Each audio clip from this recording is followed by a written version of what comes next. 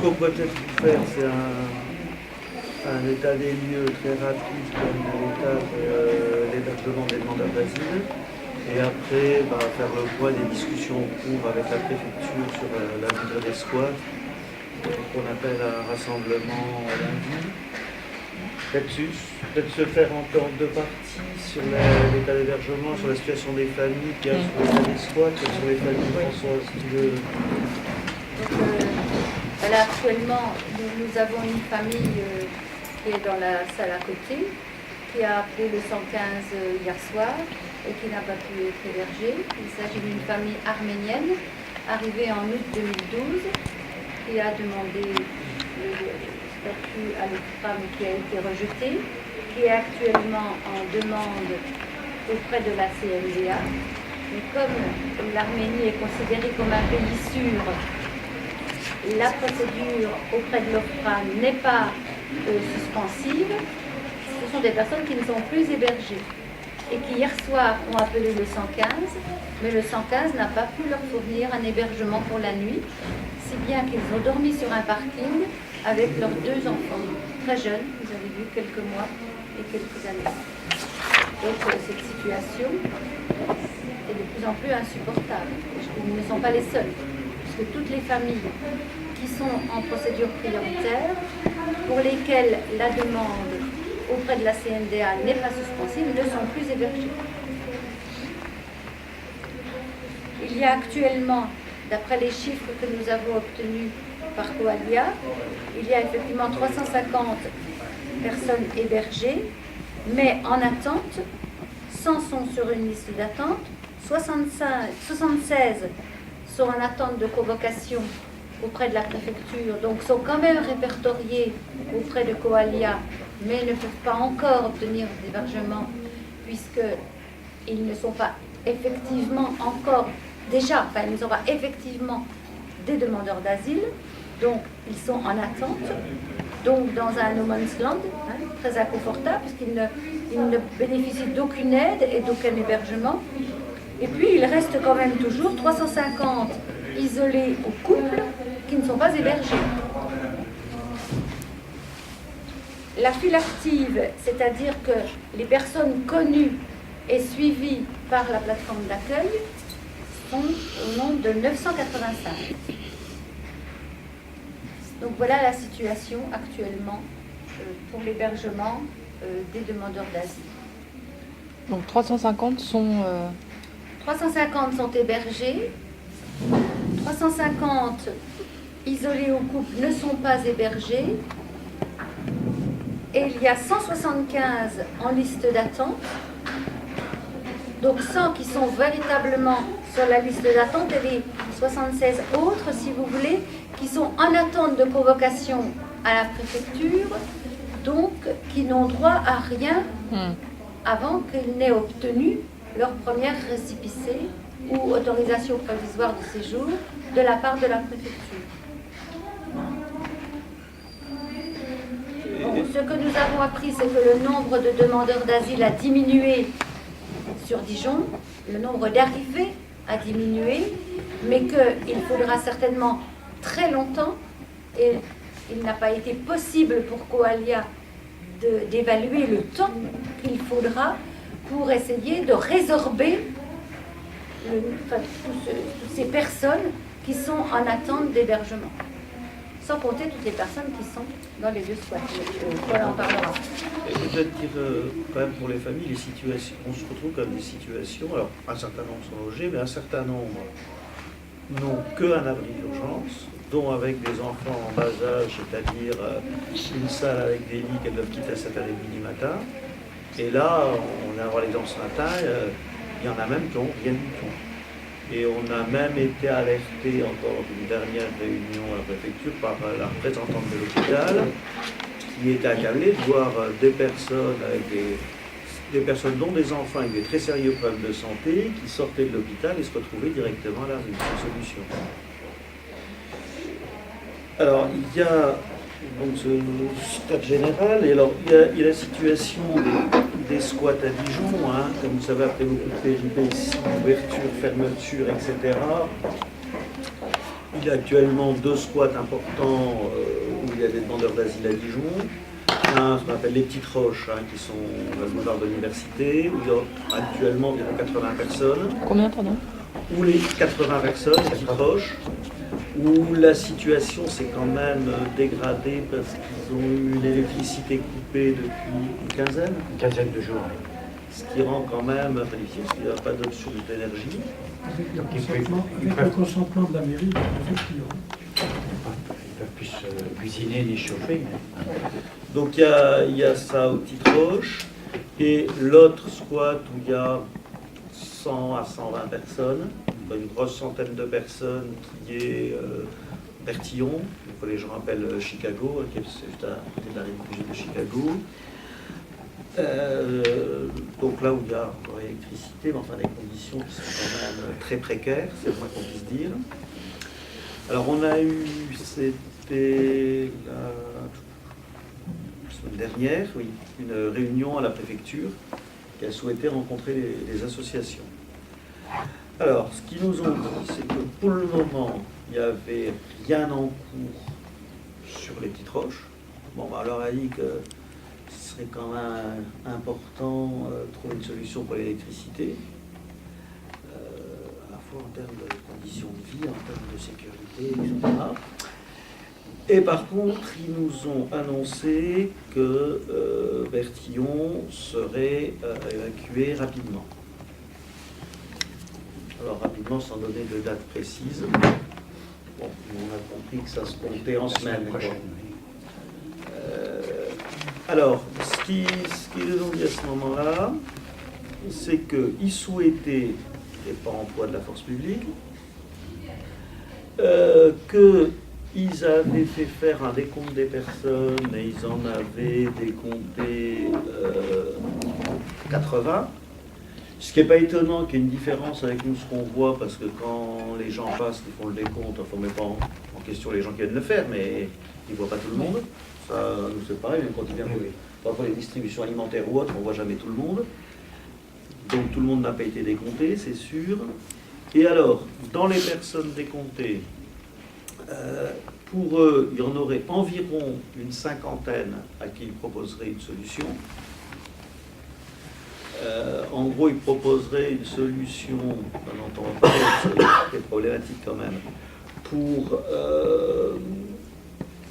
28 personnes qui sont en cours de procédure, 20 qui doivent avoir un rendez-vous prochainement à la préfecture pour commencer la procédure, ce qu'on appelle le primo-arrivant, et il y aurait 2, 3, 4 personnes qui ont obtenu le statut de réfugié et qui n'ont pas de logement actuellement. Pour les autres, qui sont en grande partie des personnes ayant, notamment de la Corne de l'Afrique, qui ont eu un refus, l'OFPRA, qui est la première instance, hein, l'Office français pour la protection des réfugiés apatrides, et qui ont fait un recours à la Cour nationale du droit d'asile, mais qui considèrent en procédure prioritaire, donc n'ayant, selon leur formule, pas vocation à rester, ils ne proposent rien. Je les rappelle à ce sujet qu'ils nous disent qu'ils n'ont pas vocation à rester, mais enfin sur ces derniers mois, il y a déjà eu une trentaine de personnes, dans ce cas ayant un refus OFPRA et donc théoriquement pas vocation à rester, où la CNDA a jugé, hein, sur des gens de Dijon, qu'ils devaient obtenir le statut de réfugié. Et alors, donc, une bonne personne, environ une bonne moitié sur lequel il n'y a pas de solution, c'est le premier problème qui se pose. Deuxième problème qui se pose, c'est le type de solution qui est proposé. Ils nous disent on ferait un abri d'urgence, alors qui serait dans des préfabriqués à côté, vers les Creusot, vous savez, c'est vers les Bourroches, à côté d'où est le village d'insertion Rome. J'ai eu l'occasion d'y aller. Ce seraient des préfabriqués qui seraient mis à côté. Mais le gros problème, c'est que ce serait qu'un abri d'urgence la nuit. C'est-à-dire où les gens devraient partir, comme c'est déjà pour le cas pour les familles qui sont à l'abri d'urgence au 115, à 7h du matin. Enfin, 7h30. Ce qui peut quand même où mettre les affaires, il n'y a rien de prévu. Donc, ils n'ont pas d'armoire normande, c'est sûr, ils ont quand même un minimum d'affaires personnelles pour qu'elle rien n'est prévu. Et comment se nourrir le jour, rien pour pouvoir se nourrir, faire la cuisine. Donc on a évidemment rencontré les habitants. Alors avec l'idée, ils disent, mais petit à petit, ils seront intégrés dans les foyers d'hébergement. Sauf que ce que vous disait François Buguet tout de suite, ils sont quand même bien saturés, donc on n'a aucune date. Alors après, déjà notre action première, sur un type de choses, effectivement, on prenait acte qu'il ne voulait pas faire une opération surprise comme il l'avait fait en décembre pour expulser des familles en juillet à l'école des greffes. C'était quand même, on en prenait acte et tant mieux, c'était quand même un minimum de respect des personnes, d'aller prévenir ce qui leur arrivait. Mais, et c'est ce que nous ont confirmé les gens, que ce serait une dégradation de la situation qui n'est pas acceptable. D'abord, parce qu'il n'y a pas de solution pour la moitié des gens. Puis on ne voit vraiment pas qu'est-ce qui peut justifier de dire on met les gens dans un endroit qu'ils doivent quitter au petit matin. Donc, suite à ça, on a obtenu une nouvelle réunion qui aura lieu, c'est lundi. Donc, on redira ça, que nous, ce qu'on leur a dit, c'est que les squats, pour nous, c'était vraiment pas... c'était qu'un pis-aller, ça n'a jamais été, on n'a jamais présenté ça comme une bonne solution. Surtout Bertillon, se trouve dans des conditions plus que précaires.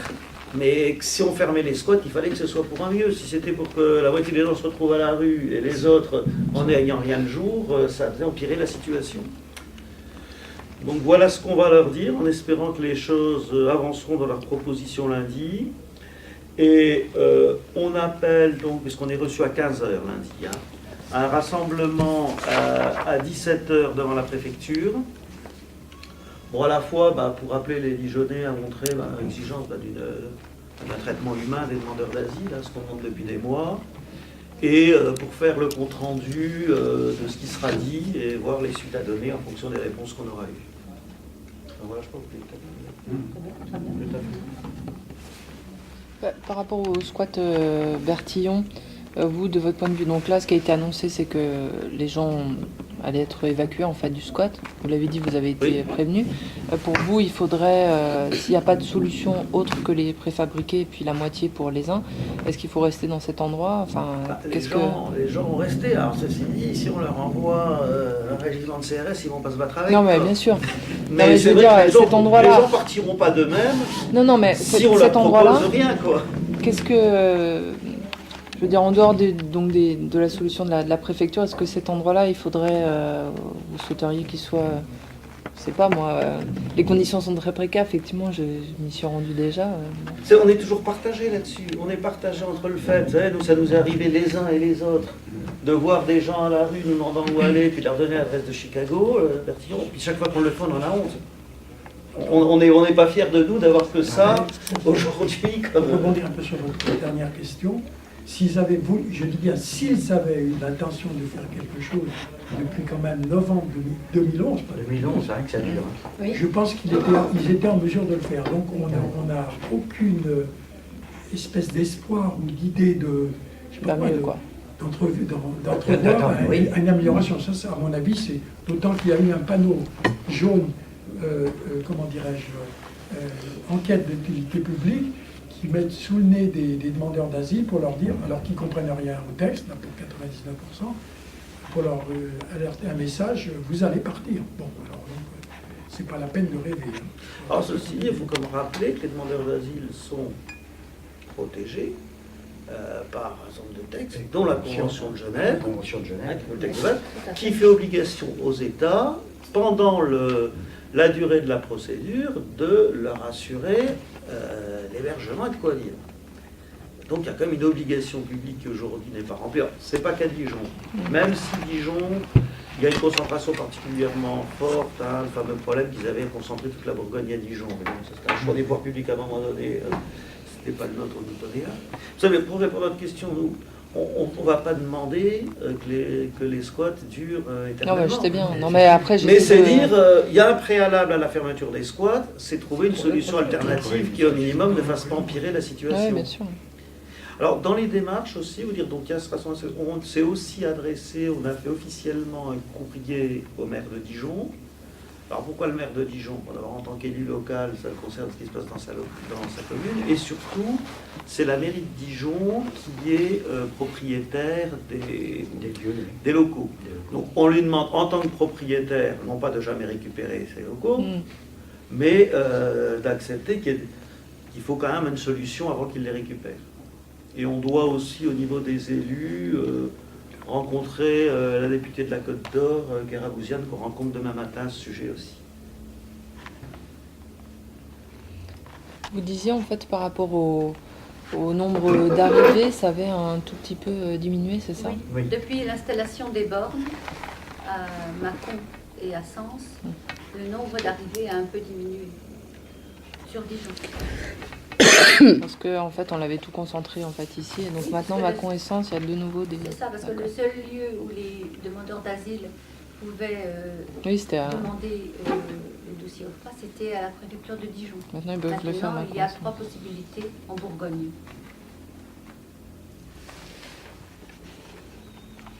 L'effet des nouvelles bornes. Bon, nous, on a toujours dit que c'était une idée aussi d'être à Dijon. Après, je pense que l'effet sur la durée sera savoir s'il y a aussi des conditions, enfin des possibilités d'hébergement sur Mâcon et Sens. C'est ça, je crois, qui jouera. Les nouvelles bornes, on pouvait qu'être pour le principe, mais c'est surtout est-ce que les gens auront les moyens de vivre là-bas. Et aux Petites Roches, donc vous disiez, les conditions sont aussi de plus en plus précaires, donc depuis les coupures de l'électricité. Les Petites Roches, c'est au départ mieux.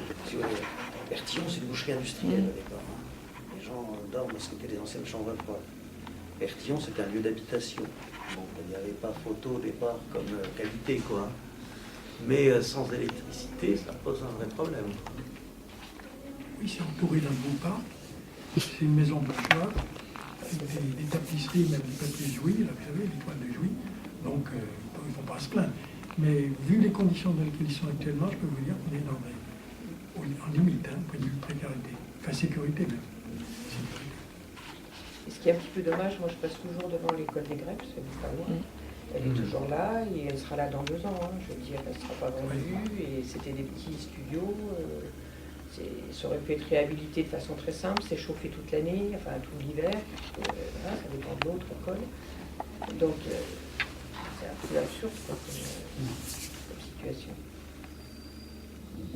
On rappelle que la ministre du Logement aurait peut-être réquisitionné les bâtiments publics pour les gens à la rue, ça fait. Mais le décret va 6 passer. mois. Le décret va passer. Le problème, c'est ça. Mais en attendant, on a des bâtiments publics vides à Dijon. Il y a même eu des polémiques sur des bâtiments privés, des bâtiments professionnels ou quoi. Dijon n'a même pas besoin.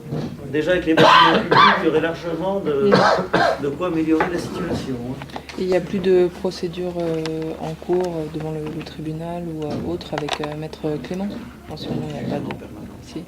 Oui. Il y en a. C'est un autre volet de la question, c'est que la préfecture délivre beaucoup d'obligations de quitter le territoire. Alors, dont certaines s'avérent sont parfaitement inapplicables, quand c'est sur des pays où il n'y a pas de possibilité d'expulsion, parce qu'il n'y a pas d'accord avec les pays concernés, parce que la vie des gens sera en danger, ça mériterait la Somalie, le Soudan, et aussi à certains qui sont contestables sur les motifs, notamment la préfecture estime qu'il y a eu trop de motifs médicaux, on va l'analyser, mais décrète d'elle-même que tous les motifs médicaux étaient tous faux.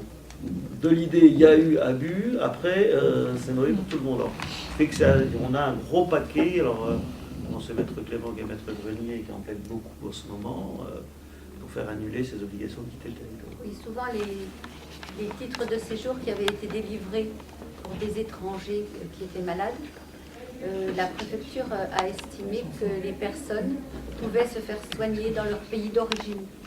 Et c'est à partir de là qu'elle n'a pas renouvelé les titres de séjour et que les OQTF ont suivi le non-renouvellement des titres de séjour. Dans des personnes, là, avec des enfants, travaillant depuis des années. Oui, effectivement.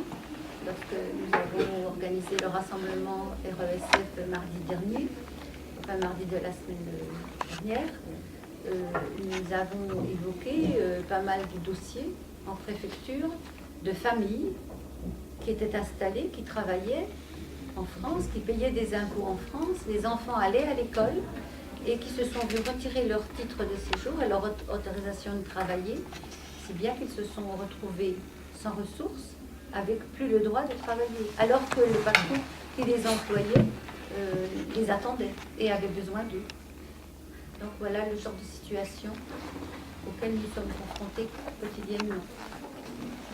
Et pour les familles dont parlait Françoise, je vais quand même vous signaler que les parents, la plupart, avaient du travail. Grâce à tout ce qui a été fait, ils ont perdu leur travail. Donc on se retrouve avec des gens qui étaient intégrés, les enfants étaient scolarisés, ils apprenaient le français. Enfin, d'après les critères, soi-disant, de régularisation et tout, ils étaient tout à fait dans les critères. Il n'y avait aucune raison de faire ce qui a été fait. Donc du coup, ils sont à la rue, sans travail, on déscolarise les enfants. Donc il y a quand même un truc qui ne va pas. Ils étaient hébergés où jusqu'à présent? Là, c'était tout à fait d'autres cas. C'était surtout des personnes kosovares et albanaises qui étaient intégrées dans la vie comme vous. Mais là, vous parliez de la famille qui vient d'arriver, non? Non, c'est ça. Ah, d'accord. Je complétais ce que disait François. D'accord. Et par rapport D'accord. Elles avaient des appartements en ville. Ils étaient intégrés. Ils payaient leurs impôts, enfin tout. Oui, tout à fait. Oui, Les oui. enfants sont Comme vous avez dit, ils travaillaient, ils français. payaient leurs impôts, les enfants allaient à l'école. Et ce qui pose aussi en question le principe, enfin qu'on fait beaucoup dire les avocats, c'est que si le préfet estime qu'il y a eu un problème sur les certificats, il demande une contre-expertise. Mais jusqu'à preuve du contraire, le préfet n'est pas médecin pour juger de l'état de santé de quelqu'un. Et des possibilités de le soigner ailleurs. Ça relève de la médecine et du responsable de l'ARS, la Agence régionale de santé au final.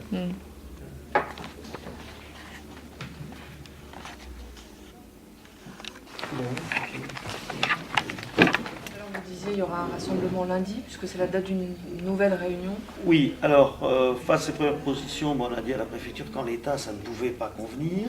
Donc, il a été prévu de se revoir lundi 27 mai, après-midi, et on appelle un rassemblement à l'issue de cette réunion à 17h devant la préfecture. Est-ce que la situation qu'on a connue très tendue ces derniers mois s'est un tout petit peu améliorée?